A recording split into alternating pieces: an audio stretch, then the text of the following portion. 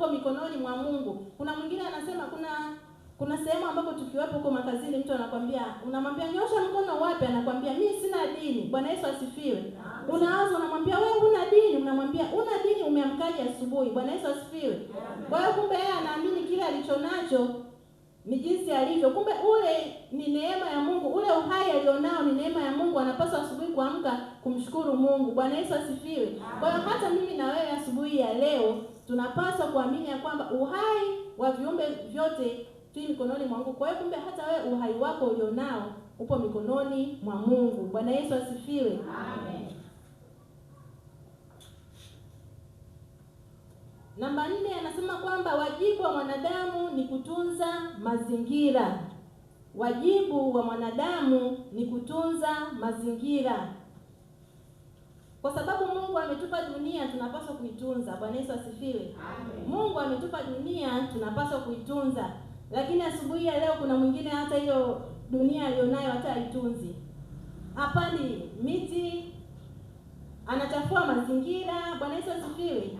Yaani kila kitu yeye anachokifanya kwake ni uchafuzi. Kwa sababu gani? Hajui wajibu ambao Mungu amempa kwake kwa ajili ya kuitunza hiyo dunia. Kwa hiyo anaposema kwamba wajibu wa mwanadamu ni kutunza mazingira, kwa sababu Mungu yeye ametupa wajibu huo, tunapaswa kulinda wanyama, kupanda miti, kuepuka uchafuzi wa mazingira, kutunza maji na ardhi. Tunaposema kwamba kulinda wanyama, tunapaswa kuwalinda wanyama kama labda unapowafuga, kuwapeleka labda kwenye chanjo, kuwafanyia usafi kwenye mazizi. Bwana Yesu asifiwe. Lakini anaposema kupanda miti, tunaona hata mwaka ule ambao uzinduzi wa vijana tuliona pale wamepanda miti. Bwana Yesu asifiwe. Ile ni kuadhimisha kupanda miti. Kwa hiyo hata mimi na wewe katikati ya nyumba yako, katikati ya kazi yako, popote ulipo unapaswa kupanda miti, unapaswa kupanda maua kwa ajili ya kutunza uumbaji wa Mungu, kwa ajili ya kutunza ule uumbaji wa Mungu. Lakini pia anasema kwamba kuepuka uchafuzi wa mazingira. Bwana Yesu asifiwe.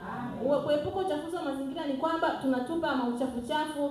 Labda kuna sehemu unapewa dustbin lakini wewe unakula unatupa sehemu nyingine. Bwana Yesu asifiwe. Hapo ni kufanya nini? Ni kuchafua mazingira. Lakini uchafuzi wa mazingira hayo pia hata katika maisha yako mpendwa. Bwana Yesu asifiwe.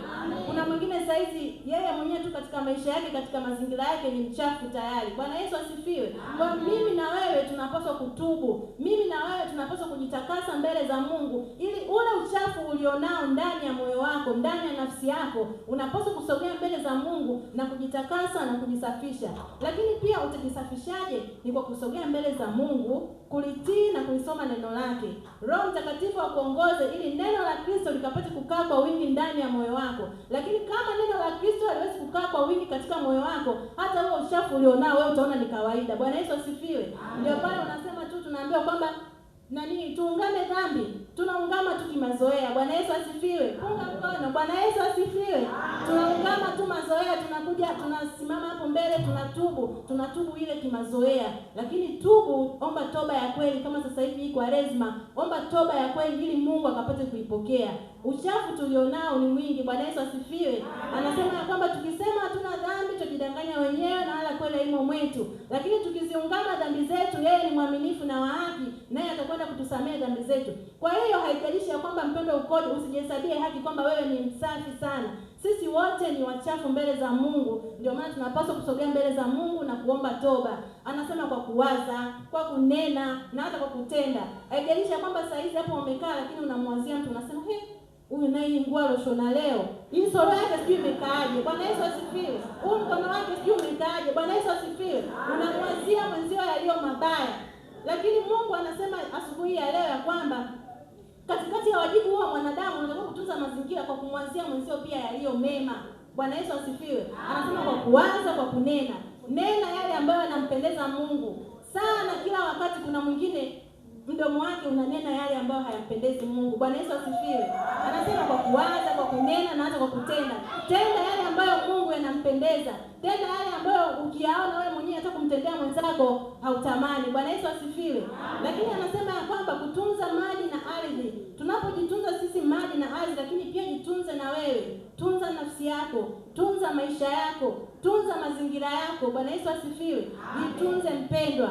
Anasema kwamba somo hili linafundisha kwamba mazingira ni chanzo cha uhai.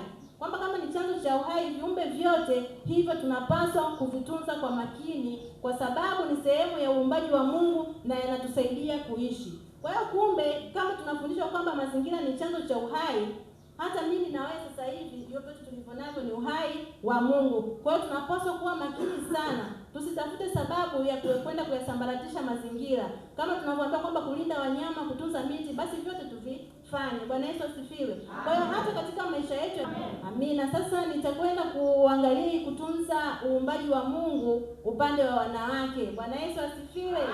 Bwana Yesu asifiwe. Upande wa wanawake anaposema ya kwamba kutunza mazingira, upande wa wanawake kuhusu kutunza mazingira, anasema kwamba mazingira ni uhai, tunapaswa kuyatunza, inahusiana na mwanamke. Kwa hiyo kumbe mazingira yetu haya ambayo tumepewa hii siku ya leo, hili somo pia linaendana na utunzaji wa sisi wanawake. Sasa sisi je, wanawake tunajiuliza, wanawake tutatunzaje mazingira? Bwana Yesu asifiwe. Anasema mazingira ni uhai, tunayatunza ili aweze pia, anasema mazingira ni uhai, tuyatunze. Linaweza pia kuhusishwa na nafsi ya wanawake katika Biblia. Nafsi hiyo ni kwa sababu gani? Mara nyingi wanawake walikuwa karibu sana na kazi ya kutunza maisha ya familia na mazingira. Bwana Yesu asifiwe. Kwa hiyo kumbe katika Biblia pia tukisoma katika vitabu vile vinavyohusu masomo ya wanawake, wanawake walikuwa ni watu wanaohusishwa sana katika kutunza mazingira. Bwana Yesu asifiwe. Anasema jambo la kwanza, mwanamke kama mtunzaji wa uhai. Bwana Yesu asifiwe. Mwanamke kama mtunzaji wa uhai. Katika Biblia mwanamke anaonekana kama mlezi au mtunzaji wa maisha. Hii inaonyesha kuwa wanawake wana jukumu muhimu katika kulinda mazingira, kwa sababu mazingira yanahusiana na chakula, maji, afya na afya ya familia pia. Bwana Yesu asifiwe. Kwa hiyo kumbe mwanamke kama mtunzaji wa uhai, katika Biblia wanawake tumeonyeshwa kwamba sisi tunapaswa kutunza mazingira. Mazingira yetu tutayatunzaje? Ndio bado tunavyoambiwa kwamba yanahusishwa katika chakula, maji.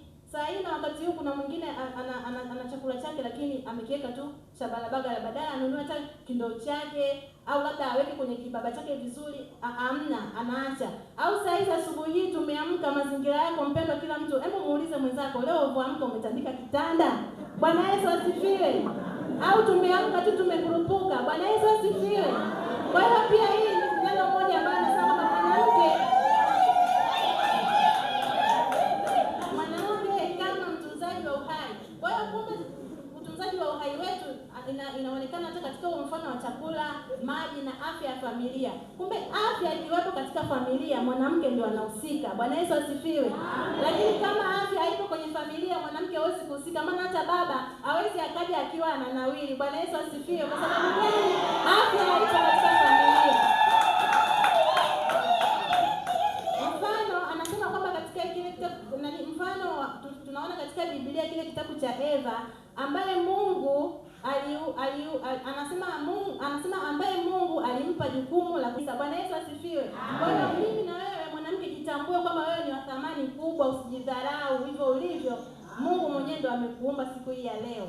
Anasema kwamba katika mfano wa Eva, anasema Mungu alimpa jukumu la kushiriki kuitunza dunia pamoja na mwanaume. Kwa hiyo kumbe sisi tumepewa jukumu la kuitunza dunia, lakini pia na kumtunza mwanaume. Bwana Yesu asifiwe. Amen. Kutunza dunia ni kwamba kama hivyo kupanda maua, nyumba ya ibada hii kuiweka safi. Bwana Yesu asifiwe. Mazingira ya kanisa haya kuyaweka safi. Lakini siku hii ya leo yamkini tukiambiwa kesho wanawake turudi, au labda vijana turudi kesho, mabinti tunasema hii kazi bwana ni ya wanawake. Yaani mabinti wakiambiwa wanawake wabaki, hawabaki. Yaani sasa yeye sijui anajihesabia ni kijana. Sasa kijana uko pande gani? Mwanaume au ukoje? Bwana Yesu asifiwe. Kwa hiyo wanawake ni siku tunaadhimisha ya wanawake wote. Haijalishi ya kwamba una mtoto, huna mtoto, wewe ni mwanamke. Bwana Yesu asifiwe. Bwana Yesu asifiwe sana. Kwa hiyo katika utunzaji anaposema kwamba mwanamke kama mtunzaji wa uhai, dunia tunapaswa kuitunza, lakini pia na kumtunza mwanaume. Mwanamume anapokuwa pale nyumbani, yamkini amerudi kazini, ana mafili yake, lakini wewe unapaswa kumtunza. Kumtunzaje? Bwana Yesu asifiwe. Ulimi wako. Anasema mwanamke mpumbavu huibomoa nyumba yake kwa mikono yake mwenyewe. Bwana Yesu asifiwe. Kwa hiyo jambo la kwanza hapa anaposema katika mazingira kuitunza mwanamke kama mtunzi wa uhai. Lakini jambo la pili anasema kwamba mwanamke na matumizi ya rasilimali za mazingira. Mwanamke na matumizi ya rasilimali za mazingira. Wanawake wengi katika Biblia walihusika na shughuli zinazotegemea mazingira kama kuchota maji, kulima, kutafuta kuni, kutunza chakula cha familia. Bwana Yesu asifiwe. Mwanamke na matumizi ya rasilimali za mazingira. Wanawake wengi katika Biblia walihusika na shughuli zinazotegemea mazingira kama kuchota maji. Kwa mfano kama siku hii ya leo hapa tunakuja hapa, lakini tunaweza tukahusika. Kwa mfano kama hiyo tarehe 6 mwezi wa 9, sisi wamama ndio tutakaohusika, labda kuna kupika, sisi ndio tutachota maji tu. Kwa hiyo mama, tarehe 6 mwezi wa 9 ukichaguliwa, usiseme Bwana Yesu asifiwe. Mungu amekuchagua, ameuona uthamani wako. Kwa hiyo wewe ndio utakayepaswa kutunza. Mwanamke anasema wewe ndio utakayepaswa kutunza rasilimali za mazingira katika kuchota maji, katika kulima. Utakuja hapa kanisani utasema leo huu usafi wa kanisa hapa naona huku pembeni kuna majani. Bwana Yesu asifiwe. Utatenga muda wako kwa ajili ya kuja kusafisha kanisa. Au labda utasema kutafuta kuni. Kwa hiyo ile siku tarehe 6 mwezi wa 9 pia unaweza ukasema mimi nitaleta kuni. Utaenda kuzitafuta kuni au labda utakwenda kuchota. Mwanamke katika hii kwanza, hii jambo la pili katika mwanamke na matumizi ya rasilimali za mazingira, tunaona katika ule mfano wa Ruti ambaye alikusanya masalia ya nafaka shambani ili kupata chakula. Bwana Yesu asifiwe. Tunaona katika ule mfano wa Ruti, tunaona yeye katika kulima alikusanya nafaka zote za shambani kwa ajili ya kupata nini? Chakula. Kwa hiyo hata na sisi tunapohangaika katika mihangaiko yetu, sisi pia ni wajibu wetu wa kutafuta chakula. Japokuwa sio kwamba tunasema ni haki yetu wa mama, wa baba ndio haki yao, lakini hata sisi wa mama tunasaidia. Bwana Yesu asifiwe. Amen. Anasema jambo la tatu kwamba mwanamke kama mfano wa utunzaji wa familia na mazingira. Mwanamke kama mfano wa utunzaji wa familia na mazingira. Bwana Yesu asifiwe. Amen. Biblia inaonyesha mwanamke mwenye